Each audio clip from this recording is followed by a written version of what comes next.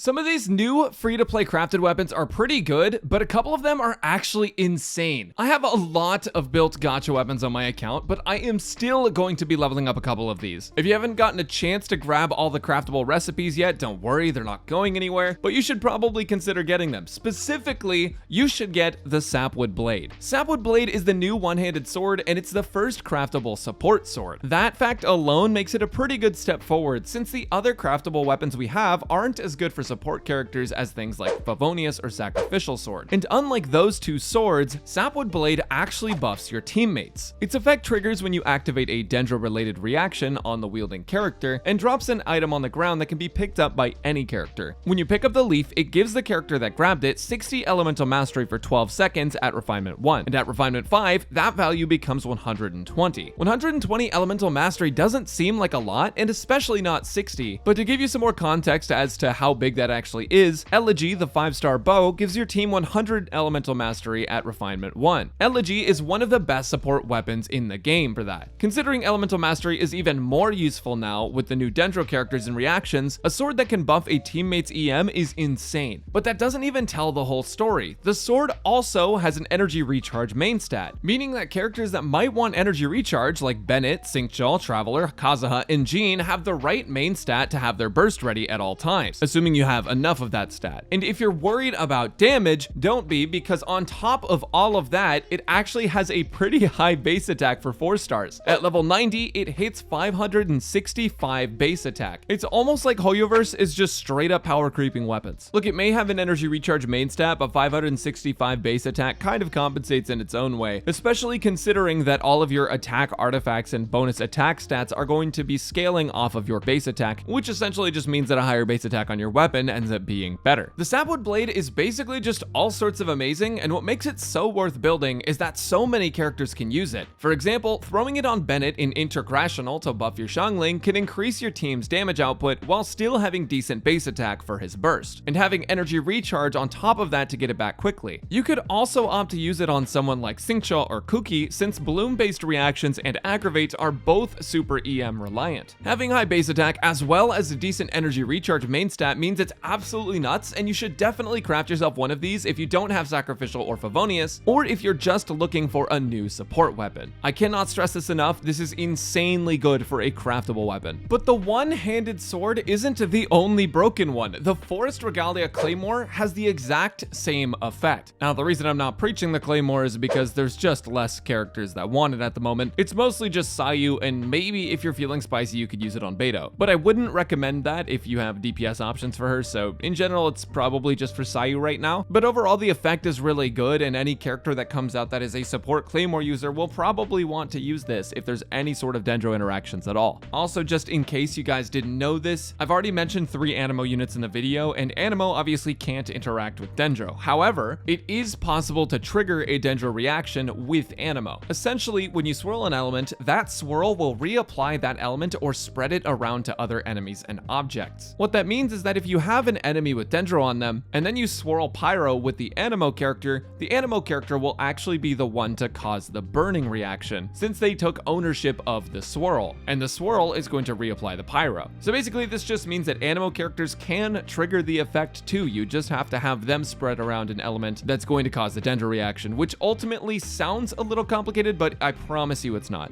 Now, outside of those 2 weapons, those 2 absurdly good energy recharge weapons that give your teammates elemental mastery, there are 3 other craftable weapons, and they all do serve some function. The main reason I'm not advocating for them as much is because they're just not as good, but you can still get some value out of them. So the 3rd weapon I want to talk about is the King's Squire Bow, which is basically just a free-to-play Tignati weapon or a free-to-play Fischl weapon. The downside of it is that even though Fischl snapshots some stats when you place Oz, the EM from this bow doesn't stick around when she's off field. So when you get that elemental mastery bonus, you're not going to be keeping it, and that means that there's going to be a lot of other weapons that are better for Fischl. The same thing applies to Venti. It would be great for him if the elemental mastery didn't disappear while they were off field, but unfortunately that is how it works. There might be more characters that want this in the future. To be honest, it's even a relatively okay Yoimiya weapon, but it definitely doesn't bring as much value as the sword options. Now, the Moon Piercer Polearm is actually a decent free-to-play option for some characters. A lot of players that have both Raiden and Xiangling will need a polearm that's good, but not the catch, since that one will be occupied. It's basically an elemental mastery weapon that gives an attack buff when you trigger Dendro-based reactions, and it actually can trigger off-field, so Raiden and Xiangling can take even more advantage of it. It also may be a free-to-play Sino weapon, but don't quote me on that. Overall though, Moonpiercer actually serves a pretty decent purpose. It gives you 16% attack when you pick up its buff, and that's just at Refinement 1. If you get it to Refinement 5, that's going to be a 32% attack buff for 12 seconds that you can just give to your teammates. So in a way, it's like a lesser version of Thrilling Tales, except it still allows the character that's wielding the weapon to deal pretty decent damage. If you can find a character who doesn't need an ER weapon but still wants to be a support, this is a pretty good weapon for them. And the last craftable weapon is the Fruit of Fulfillment, which unfortunately suffers from the normal Catalyst problem. At Refinement 5, the weapon isn't too bad, but there's just so many other catalysts that characters want to use, with the main ones being things like Widsith and Thrilling Tales of Dragon Slayers. Without a 5-star option, and even sometimes with a 5-star option, Widsith is usually what DPS catalysts want to go for. For supports, they just buff your team with Thrilling Tales of Dragon Slayers or even just Prototype Amber. So usually those three weapons are pretty much go-tos for any sort of catalyst character. Other catalysts aside though, a big problem with this catalyst is the passive. I've tested it on a buddy's account, and essentially every time you gain elemental mastery from causing a reaction, you're losing 5% attack. At Refinement 1, this basically works out to you gain 1 high roll of elemental mastery, 24, in exchange for 1 low roll of attack, which is 5%. There are some characters that can make use of it, like Lisa or Sucrose, but there are also just better options for those two most of the time, like Sacrificial Fragments in Sucrose's case. At higher refinements, the attack loss stays the same, which is fine, but you gain more EM per stack. Now the good news is that it's not a terrible weapon up front, especially with Aggravate and Spread reactions giving a solid damage buff based on elemental mastery. But most characters won't want it unless you've refined the weapon a few times. Yai is an example of a character that can use it pretty well at high refinements, since her turrets do get bonus damage based on elemental mastery, and she needs energy recharge for her burst. The effect can also trigger off-field, so her turrets will gain power as they're on-field. So for Yai, it is pretty okay. Overall, the Catalyst isn't super bad, it's just kind of middle of the pack. But if you're free to play without Widsith or a 5-star weapon, and you need a weapon for an Electro Catalyst or Sucrose, you could use this one. All in all, the new crafted weapons are pretty decent, and I'm mostly just excited that there are more of them in the game. I cannot stress this enough though, you should get a Sapwood blade if you don't have many support one-handed swords, and even then, it's still a pretty solid weapon. If you're playing teams that need elemental mastery that have a Dendro character in them, it will completely change your account by making your teams deal more damage while also making your rotation smoother without sacrificing energy recharge. And even then, even if you're not playing a Dendro team, it's still good on someone like Bennett if you don't have Favonius or Sacrificial or any super high base attack weapons, because it has a high base attack and it has an energy recharge main stat. If you haven't figured out how to get the weapons yet, you basically just need to do the first Aranara world quest to unlock the merchant. And then each Aranara world quest sequence will give you a page of currency you can exchange for one of the blueprints over at this location.